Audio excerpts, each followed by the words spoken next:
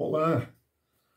No nosso vídeo de hoje nós vamos conversar a respeito de radiônica, mais especificamente de mesas radiônicas, se funcionam ou não funcionam. Há um tempo atrás eu fiz um vídeo falando a respeito de gráficos impressos em papel, né, se funcionavam ou não funcionavam. E nesse vídeo eu fiz alguns comentários a respeito das mesas radiônicas. E aí várias pessoas me pediram para aprofundar um pouco mais esse assunto, e é isso que nós faremos hoje. Então eu sou o Sérgio de Souza Bosco, eu sou terapeuta, constelador sistêmico e professor de radiestesia e radiônica. E aí, mesas radiônicas funcionam ou não funcionam? É sobre isso que nós vamos falar hoje. Mas antes de entrarmos diretamente nesse tema das mesas radiônicas, vamos voltar um pouco na história da radiônica para entender como que começou, né, todo esse trabalho, né, como começou, como surgiu esse próprio nome de radiônica, que as bases da radiônica, assim como a radiestesia, elas também são milenares. Já existem indícios da utilização, né, de práticas de cura através, né, de símbolos, através de determinados instrumentos.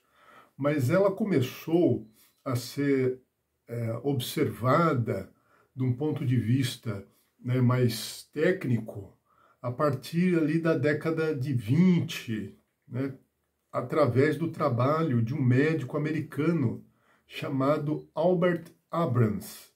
Esse é um nome muito importante dentro do mundo da radiônica. O Dr. Abrams era um médico muito renomado já, porque ele havia desenvolvido uma técnica de diagnóstico baseada na percussão. Né? À medida que ele ia percutindo, né, sobre a região do abdômen do paciente, então dependendo do som que fazia, né, quando ele batia, né, ali na região, dependendo do som que fazia, ele ia realizando o seu diagnóstico. Ele ia indicando, né, que tipo de problema de saúde a pessoa tinha. Ele conseguia saber, né, se o órgão estava saudável ou se estava adoecido. Então o Dr. Abrams já era bem conhecido, tinha muitos pacientes.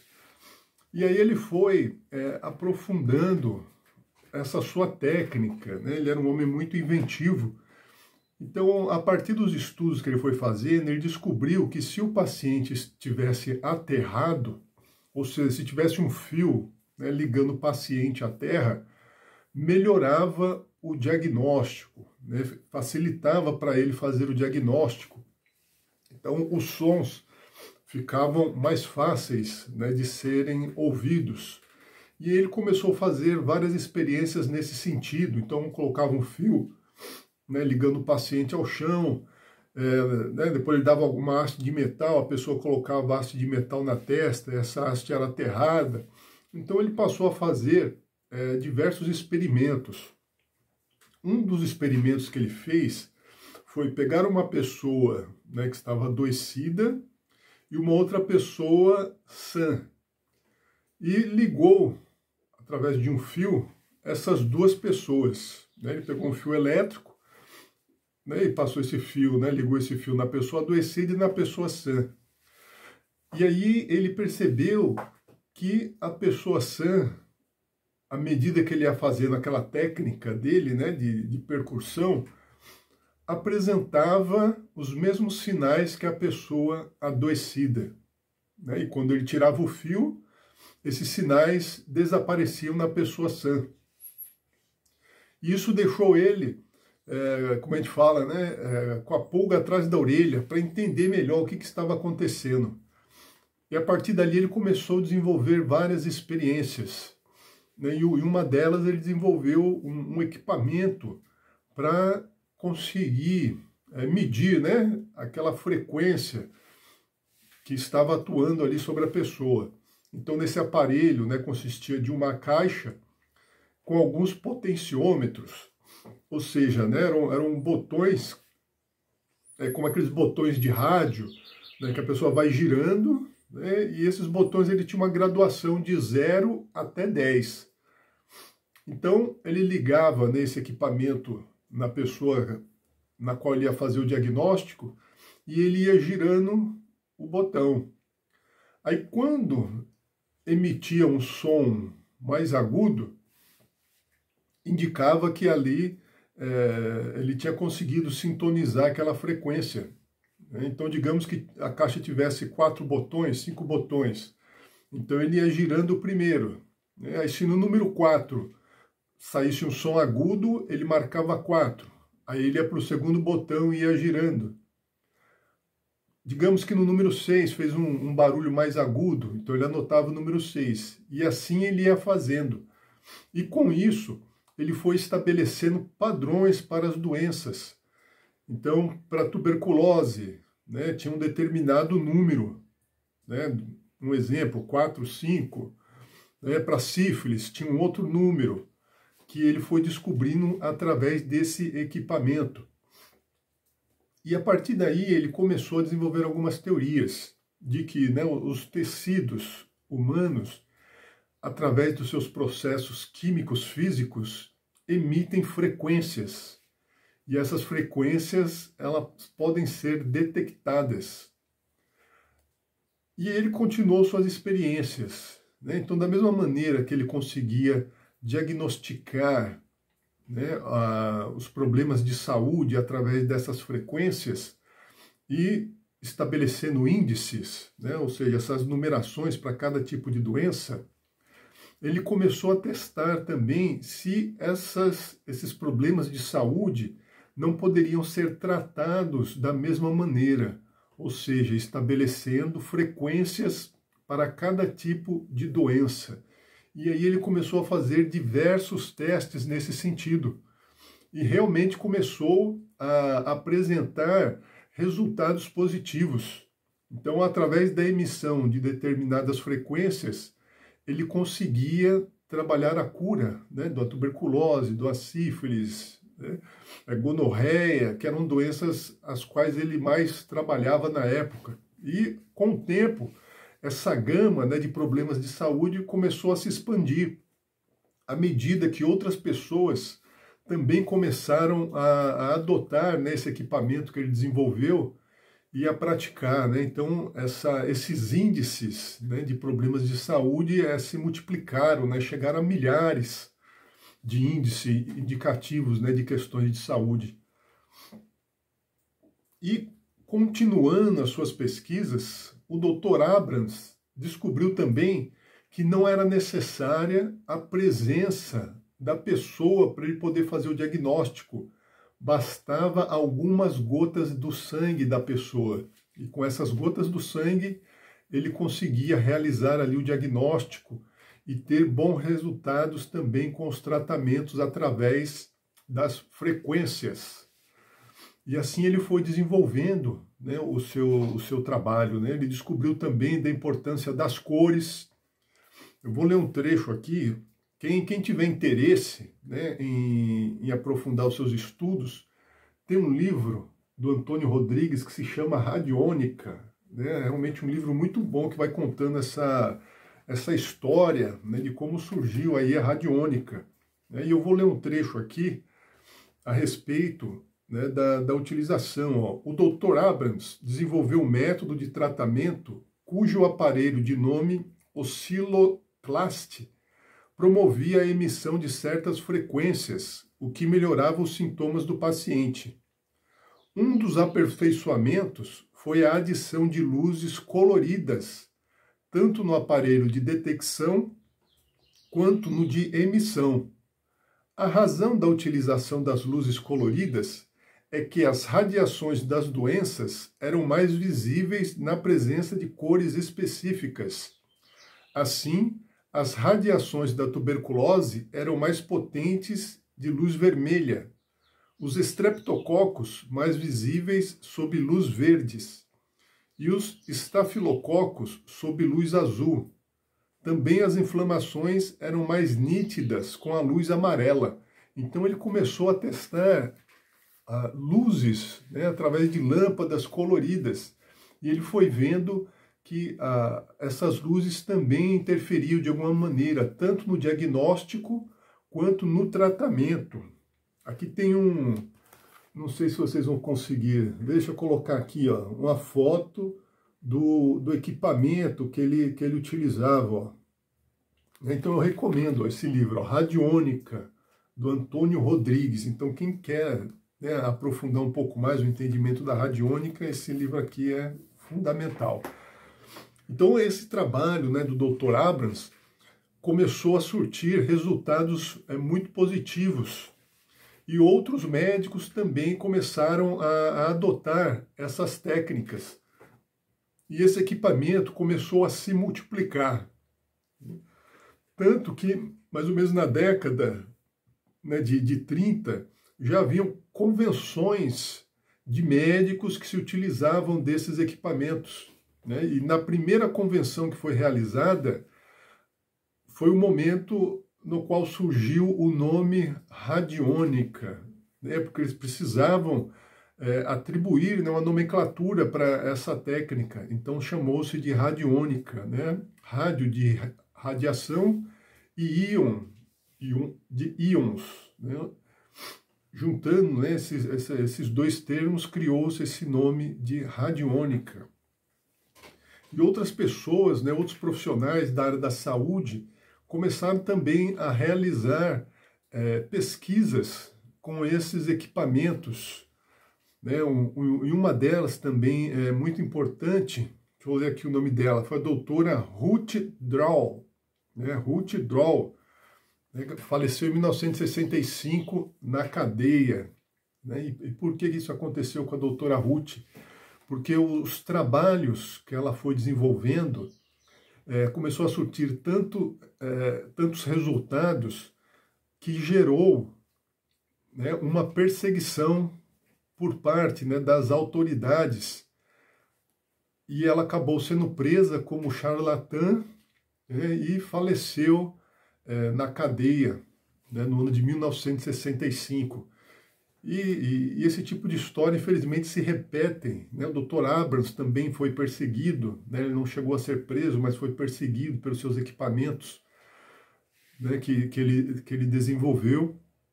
E a doutora Ruth, né, nas suas pesquisas, ela também fez descobertas muito importantes para o desenvolvimento da radiônica atual.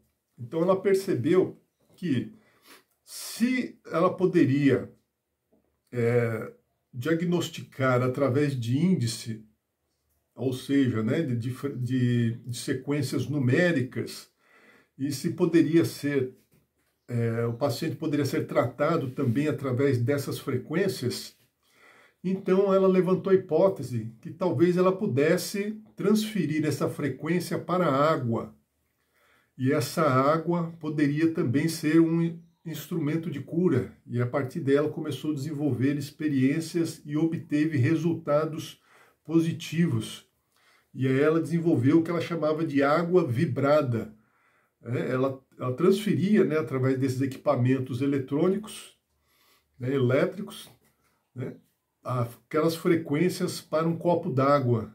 E a pessoa, ao tomar a água, ela sentia os efeitos, né, daquela água vibrada, e isso trazia uma melhora para a sua saúde. Né? Então aí começa, né, esse trabalho de você conseguir transferir frequências para a água, que é muito utilizado na radiônica atualmente, né, o conhecido como remédio radiônico. E ela continuou fazendo experiências, e uma delas foi a utilização das letras hebraicas como fonte de emanação de frequências. Ela começou a utilizar, né, aquelas letras hebraicas, porque a partir dos estudos ela foi descobrindo que cada letra hebraica está relacionada com um número, e que isso poderia ser utilizado também na forma de tratamentos. Então a doutora Ruth Draw trouxe, né, essas novas perspectivas dentro da radiônica. E a partir daí começaram a surgir outros pesquisadores, né? Os irmãos Delaware, Cervantes, o David Tansley. David Tansley começou a sair, né, desse campo dos equipamentos elétricos, equipamentos eletrônicos, e começou a entrar mais na parte, né, das vibrações etéricas.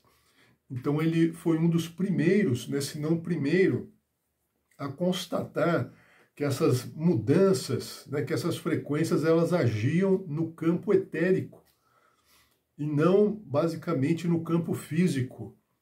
E a partir daí ele começou a gerar mudanças, né? Começou a haver uma migração, né, daqueles equipamentos eletrônicos para outros tipos, né, de emissores de frequência. E o que colaborou para isso também foram algumas experiências, né, de se utilizar os equipamentos desligados da tomada. E perceberam que o mesmo equipamento desligado da tomada, ele surtia efeitos para a pessoa que estava sendo tratada. Então perceberam que não era necessário a eletricidade. O equipamento ele funcionava mesmo desligado. E a partir daí eles começaram a ir aprofundando mais. Então eles desmontaram, né, esses equipamentos e começaram a fazer testes apenas com o desenho, né, o esquema técnico do equipamento. Então pegavam desenhos que continham um esquema técnico e foram percebendo que só com o esquema técnico também surtiam efeitos. As pessoas eram tratadas utilizando somente o esquema técnico, só o desenho das peças, né, do funcionamento daqueles equipamentos. E aí começou a surgir, né, os chamados gráficos radiônicos, porque eles foram vendo que apenas com desenhos era possível, né, realizar os tratamentos, não precisava ter aquelas caixas, o equipamento não precisava estar ligado à tomada, né, e isso foi uma grande revolução, né, e o David Tansley, ele contribuiu muito também para esse aspecto, né, de tirar, né, digamos assim, né, o trabalho radiônico daquilo que era estritamente equipamentos que funcionavam por meio de eletricidades e ampliar, né, essa prática, ampliar as possibilidades de tratamento para outros tipos de instrumento, né, e aí começou-se a chegar, né, pessoas com conhecimento de radiestesia.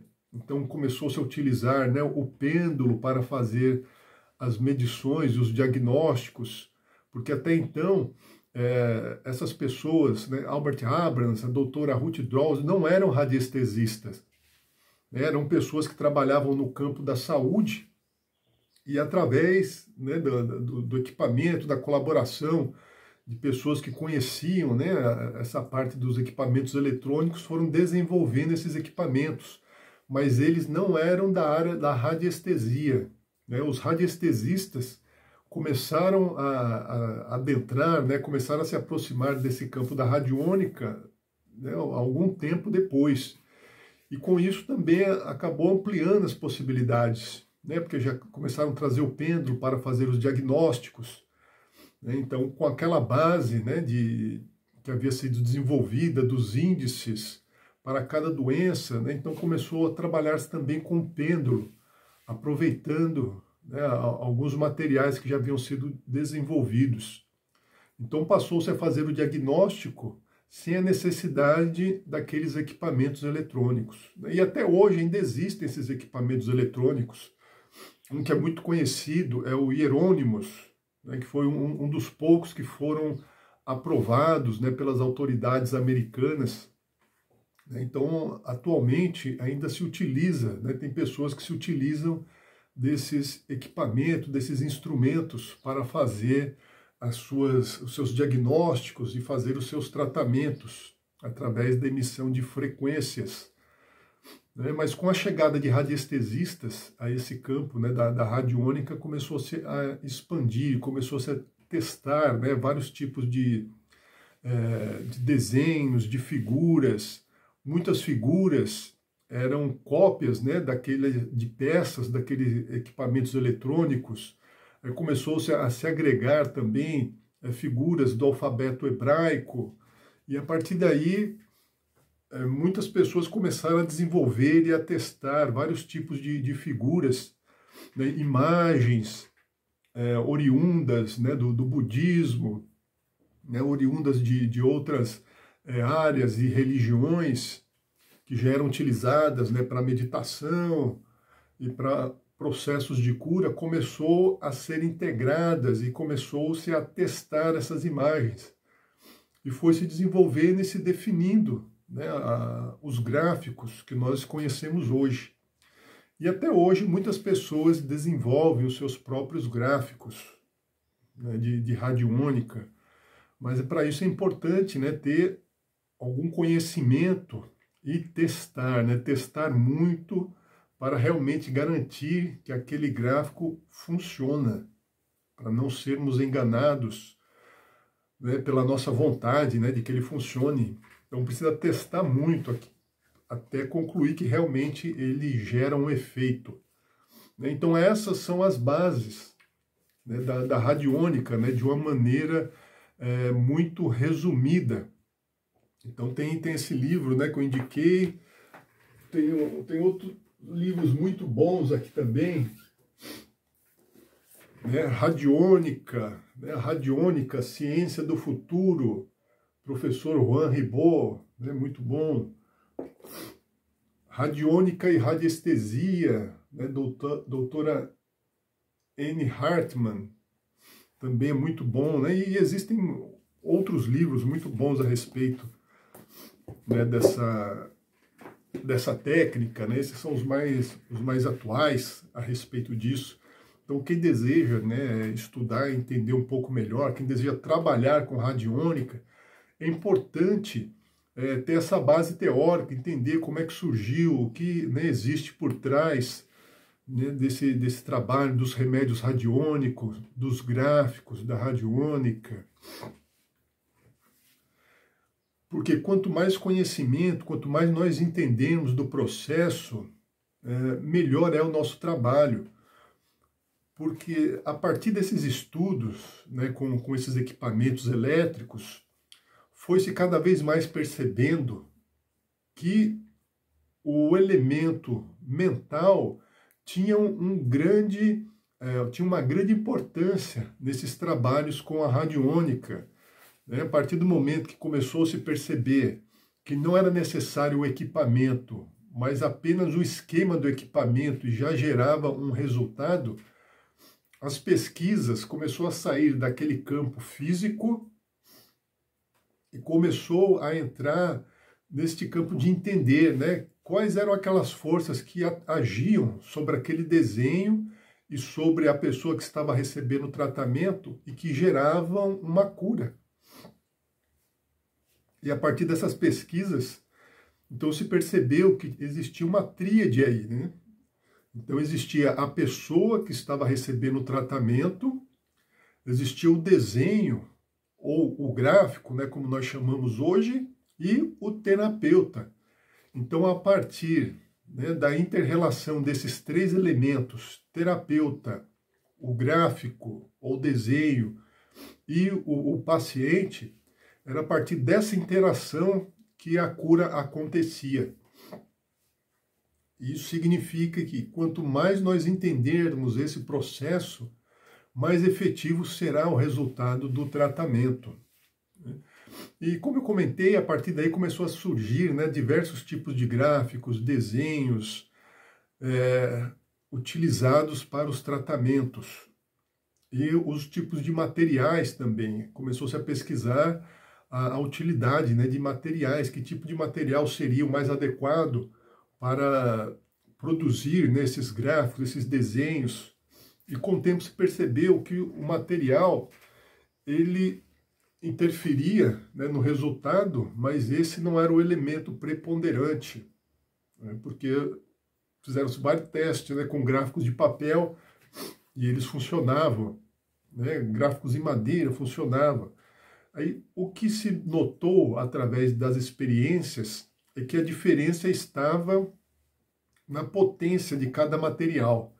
Então, um gráfico de papel ele tinha determinada potência, né? Um gráfico em um material mais denso, a potência dele aumentava, justamente pela quantidade de matéria que existia. Atualmente nós temos, né, gráficos, né, em PVC, gráficos em fenolite, alguns gráficos em madeira, né, gráficos em cobre existe, mas é muito raro devido ao preço do cobre, né, que é um material realmente muito caro. E o que diferencia é justamente isso. Então, uma placa de PVC ele tem mais matéria do que uma folha de papel. Então, a potência dele se torna maior. Mas tem a questão também do tamanho desse gráfico. Vou dar um exemplo aqui. Então, nós temos aqui um gráfico, é o SCAP, né, ou André Felipe. Aqui ele está na medida de 15 por 15. E aqui temos o mesmo escape, né, numa medida de 5 centímetros por 5 centímetros. Então, né, com certeza, esse escape, né, nessa folha, na medida de 15 por 15, né, a potência dele é maior do que esse menorzinho aqui de 5 por 5. Então, dependendo do tipo de energia que eu quero, né, do tipo de frequências que eu quero trabalhar com escape, se eu usar esse aqui, ele não vai surtir efeito nenhum. Né, digamos que eu quero colocar, né, eu quero neutralizar aí a emissão de frequências ali do meu notebook ou do aparelho de TV.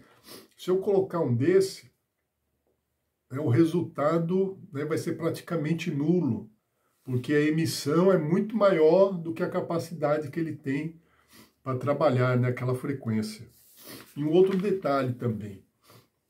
Aqui nessa figura, eu não sei se vocês vão conseguir perceber pela luminosidade, mas o desenho ele já está borrado. Então esse gráfico, né, ele caiu, a água dele molhou e o desenho borrou. Então isso também interfere no resultado do tratamento. O desenho ele precisa estar íntegro, né? Ele precisa estar bem visível, né? A cor dele, né? A impressão não pode estar falhada, né? Não pode estar como esse aqui, né? com várias manchas, porque isso tudo interfere no resultado, né? Porque ele distorce aquela forma, distorce aquele formato. E a força do gráfico é justamente a forma que ele contém, né, aquele desenho que gera a emissão de uma frequência. E essa frequência, embora nós utilizamos, né, o nome energia, uma frequência energética, mas essa frequência ela não tem energia. Essa frequência ela está ligada, né, a informações. E isso começou, né, a ser entendido de uma maneira mais clara a partir dos trabalhos do Rupert Sheldrake com os campos mórficos. E justamente esses campos mórficos, nesse trabalho do Rupert Sheldrake, é muito utilizado também em constelação familiar. E dentro desse trabalho de pesquisa, começou a ser entendido que essa emissão que ocorre através dos gráficos é uma emissão de informações. E essas informações são enviadas e chegam, né, a pessoa que está recebendo o tratamento, e a partir daí ela vai gerar uma reação no organismo daquela pessoa, né, e desencadeia, né, o processo de cura a partir daí. Mas e o que isso tem a ver com as mesas radiônicas? Então, a partir do momento, né, que começou-se a se trabalhar com gráficos, com desenhos, também passou-se a desenvolver, né, alguns sistemas para facilitar a manipulação ali daqueles gráficos. Então desenvolveu-se o que se chama de mesas radiônicas. E o que é uma mesa radiônica? Não é nada mais que a junção, né, ali de gráficos que são utilizados para diagnóstico e gráficos que são utilizados para tratamento em um mesmo local, né? E esse local pode ser, né, uma placa, né, de PVC, pode ser mesmo uma folha, né, onde aqueles gráficos são impressos. E existem, né, vários modelos de mesas radiônicas, né, mas a mesa radiônica basicamente é isso, né, é a junção de vários gráficos, né, gráficos para diagnóstico e gráficos para tratamento, em um mesmo local, numa mesma placa ou numa mesma folha.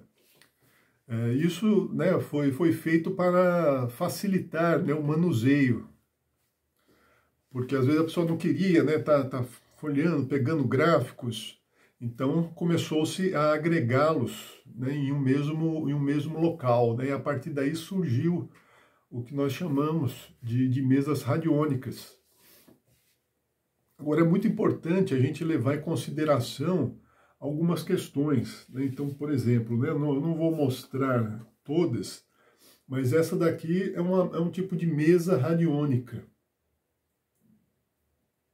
E existem vários tipos, né, de mesas radiônicas, mas essa daqui é um tipo. E aqui nós vemos aquela questão do tamanho dos gráficos e do tempo que leva para se fazer o efeito. Existem, né, mesas radiônicas também no mercado, é muito fácil comprar pela internet, dos mais diversos tipos, se utilizando dos mais diversos símbolos, cores, né, mesas multicoloridas.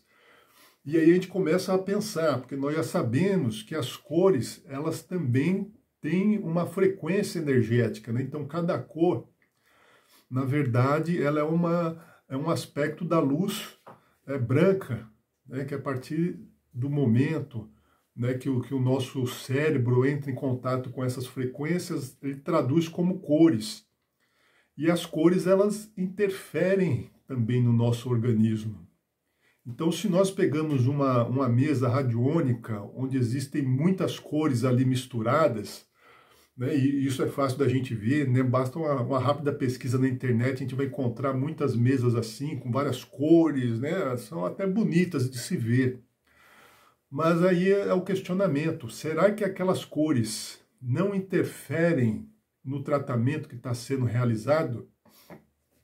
Né, como aquele trecho, né, que eu li agora, né, que no livro do Antônio Rodrigues, aquele trecho da pesquisa do Dr. Abrams, onde ele descobriu, né, através de experiências, que as luzes, né, de determinadas cores interferiam no diagnóstico e no tratamento de algumas doenças. Então, provavelmente, se eu pego uma mesa radiônica, onde existem ali várias cores utilizadas, né, de forma mais estética, né, de forma aleatória, né, na minha opinião, com certeza aquilo irá interferir no resultado do tratamento. Né, as cores, elas podem ser utilizadas, mas elas precisam ser utilizadas de uma maneira racional, com entendimento, de uma maneira intencional para o tratamento. Né? Se as cores, elas estão ali de maneiras aleatórias, misturadas, provavelmente isso vai ter um reflexo negativo naquele tratamento que vai ser realizado. Eu já tive alunos que me trouxeram mesas, né, radiônicas para avaliar, e nós utilizando, né, o biômetro, né, de Bovis, que é uma escala que nós utilizamos aí, né, para verificar como é que está, digamos assim, né, o campo energético ali de pessoas, de objetos, né, e o campo da saúde do ser humano, realmente ele se encontra, né, aqui em torno de 6.500 Bovis, ou 6.500 angstrom. Acima disso é melhor, né, para a pessoa, quanto mais acima disso a pessoa estará recebendo, né, uma frequência benéfica, mas abaixo de 6.500 Bovis já começa a gerar um campo para o adoecimento. Né, e algumas dessas mesas que as pessoas me trouxeram para avaliar estavam abaixo de 6.500 bovis, né, ou 6.500 angstroms.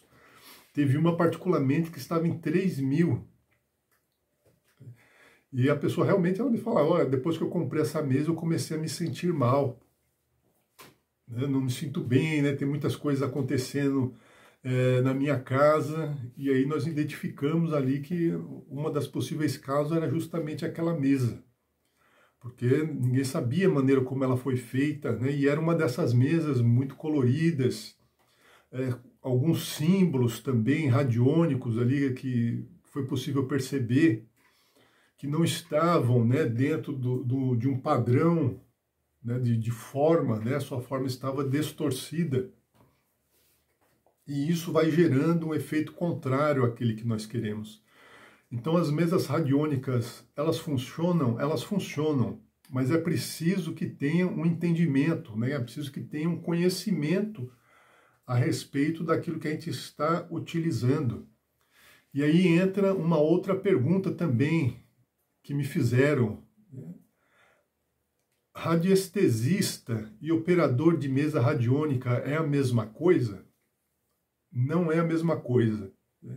O radiestesista é aquela pessoa, né, que através, né, dos seus estudos aprendeu a trabalhar, né, com os diversos instrumentos da radiestesia, né, aprendeu a trabalhar, né, com pêndulo, com dual hold, com aurímetro, aprendeu a fazer, né, os diversos tipos de diagnósticos utilizando pêndulos e gráficos, compreende, né, o funcionamento, né, de cada um desses gráficos da radiônica. Então, o radiestesista ele tem uma compreensão mais ampla, né, dentro desse mundo, né, da radiestesia e da radiônica. O operador de mesa radiônica, geralmente, ele fez um curso, ele recebeu um treinamento para operar, né, determinada mesa. Então, geralmente, quando a pessoa compra a mesa radiônica, muitas vezes ela recebe, né, um curso de como operar aquela mesa radiônica. Então, ele vai saber operar aquela mesa para o qual ele foi capacitado, né, o operador, né, de mesa radiônica. Geralmente, se sair daquele campo relacionado àquela mesa, se ele não aprofundou seus estudos, ele não vai saber lidar, né, com a situação. Então, existe uma diferença entre radiestesista e operador de mesa radiônica. Existem muitos operadores de mesa radiônica que fazem um bom trabalho e dão resultado para os seus clientes, né? Mas precisa ter essa ressalva, né? A pessoa precisa realmente, antes, né, de comprar a mesa, avaliar isso, né? Avaliar o seu formato, avaliar as cores que estão envolvidas naquela mesa, ver os gráficos que estão relacionados ali naquela mesa, né? E se aquela mesa faz sentido, porque hoje tem diversas mesas, né, mesas, né, ligadas a extraterrestres, mesas ligadas aos seres ascensionados, né? Então existem vários tipos de mesas que são ligadas também a determinadas ideologias.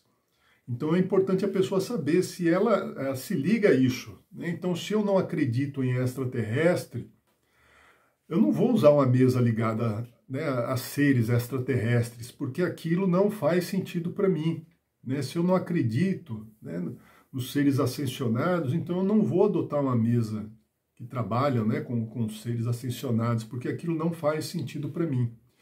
Então, ao escolher, né, uma mesa radiônica, aquela base, né, digamos assim, aquela teoria, aquela ideologia ligada àquela mesa tem que fazer sentido para a pessoa que irá trabalhar com ela, né, porque senão ela não vai obter bons resultados, ela não vai ter entendimento, né, a respeito daquele trabalho, né, que está sendo realizado ali, né.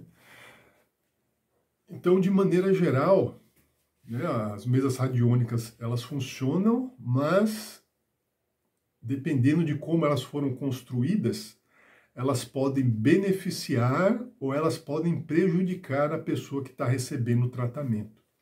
Por isso que é muito importante a gente ter o conhecimento, o entendimento disso, de como é que funcionam os gráficos, a importância da forma do gráfico, né, de se manter, né, o seu padrão, porque muitas vezes, como a gente viu, né, para fazer uma mesa como essa, né, foi realizada uma redução, né, no tamanho do gráfico.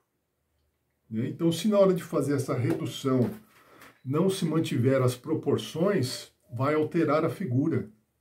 Da mesma forma, na hora de ampliar, às vezes a pessoa ela vai fazer ampliação de um gráfico. Se não manter as proporções, vai distorcer aquela figura. E ela pode se tornar ou neutra, ou ela pode começar a emitir, né, frequências desfavoráveis para a pessoa que irá receber o tratamento. Então existe esse risco, por isso é importante a gente estudar sempre, pesquisar, procurar saber, né, o significado das formas de cada gráfico, né, a respeito do tamanho deles, do formato, a origem de cada gráfico, o significado daqueles símbolos, porque como a gente falou, né, anteriormente, né, o resultado ele se dá através de uma trilogia ou de um ternário, que é o radiestesista, né, ou o operador da mesa radiônica, os gráficos e o cliente. Então é a partir, né, desses três aspectos que acontece a transformação e acontece a mudança. E dentro desses três aspectos, o aspecto mental do radiestesista tem que estar muito bem trabalhado. E esse trabalho se dá justamente através do conhecimento. Então, quanto mais conhecimento a pessoa tiver a respeito daqueles gráficos, né, a respeito da técnica utilizada, mais efetivo será esse trabalho. E a prática, né, praticar muito. Quanto mais a gente pratica, mais fluido vai ficando também o desenvolvimento do trabalho. Então, vale a pena utilizar mesas radiônicas? Vale a pena. Eu, particularmente, eu não utilizo mesas radiônicas, né? Eu trabalho diretamente com os gráficos. Mas eu já fiz testes com mesas radiônicas que deram bons resultados, né? Eu conheço pessoas que trabalham com mesas radiônicas e obtêm bons resultados. Mas sempre fica aquela ressalva, né? É importante estudar, pesquisar, entender as forças que estão relacionadas com aquela mesa, né? Haverá gráficos ali que vão surtir efeitos, podem ter gráficos que são nulos e podem ter gráficos ali naquela mesa que estão gerando uma frequência contrária à esperado, podendo causar danos, né, ou dificuldades, né, para a pessoa que está recebendo aquele tratamento. Tá certo? Então vamos ficar por aqui, né? E eu peço, né, se vocês gostaram, se vocês acharam interessante esse vídeo, né, deixe um like, compartilhe, faça comentários também, se vocês concordam, se vocês discordam também, pode deixar seus comentários, se vocês já tiveram alguma experiência com a mesa radiônica, né, experiências positivas, ou se já tiveram alguma experiência negativa na utilização de mesas radiônicas, deixem aí no comentário, certo? Então, agradeço e até o próximo vídeo.